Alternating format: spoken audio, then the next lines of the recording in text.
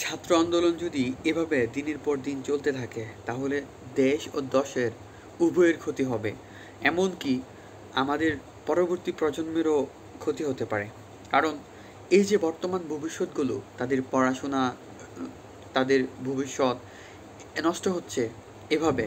School, college, university সব কিছুই কিন্তু এখন বর্তমানে টোটালি বন্ধ। তাহলে এই বন্ধ থাকার ফলে আমাদের ছেলে সন্তানরা তাদের পড়াশোনার দিকে যে নজর দেওয়ার কথা ছিল, তাদের মেধাশক্তি, এগুলো অন্যদিকে ব্যবহৃত হচ্ছে। এখন প্রযুক্তির যুগ, তারা অযথাই গেম, মুভিজ নিয়ে পড়ে থাকবে। তা না করে এখন বর্তমান ছেলেমেয়েরা তাদের ন্যায্য অধিকার আদায়ের জন্য মাঠে নেমেছে, তাদের লড়তে হচ্ছে। নতুন প্রজন্মের কথা বলতেছি। এমনটা তো কথা ছিল না স্বাধীন দেশের মধ্যে। স্বাধীন দেশে পরাধীনতার গ্রাণ আমাদের নিতে হয়। এটা বাস্তব কথা। যেই স্বাধীন দেশে আমরা বসবাস করতেছি, সেই স্বাধীন দেশের মধ্যে আমাদের নিঃশ্বাস নিতে হয় পরাধীনতার মতো। এটা কোনো যুক্তিকতার ভেতরে পড়ে ভাই? পড়ার তো কথা না। খুব দ্রুত এর সমাধান হওয়া উচিত।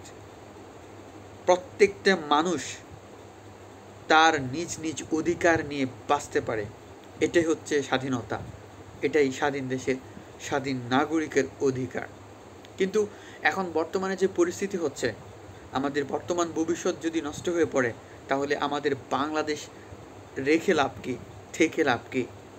এই বাংলাদেশ সেই বাংলাদেশ হতে হবে, সোনার বাংলাদেশ। কিন্তু এখন বর্তমান যে পরিস্থিতি, সোনার বাংলাদেশ আর সোনার বাংলাদেশ থাকবে না।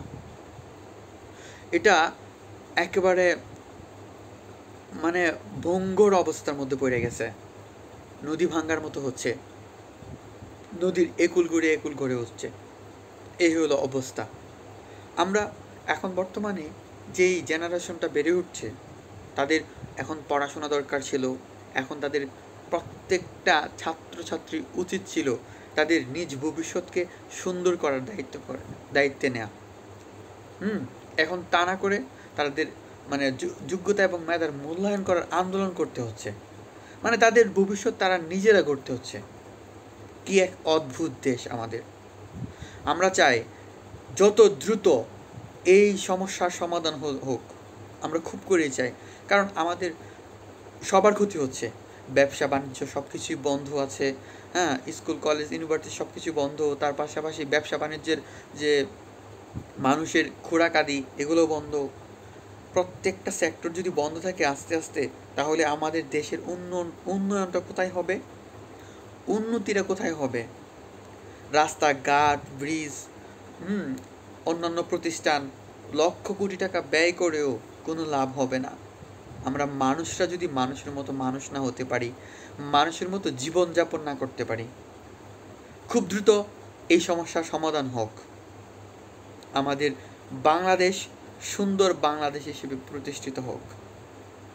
আল্লাহ তাআলার কাছে এই প্রার্থনাই করি, আল্লাহ যেন বাংলাদেশকে সুরক্ষা করেন।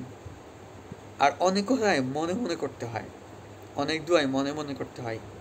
সব দোয়া প্রকাশ করতে হয় না, গোপন রাখতে হয়। ধন্যবাদ সবাইকে।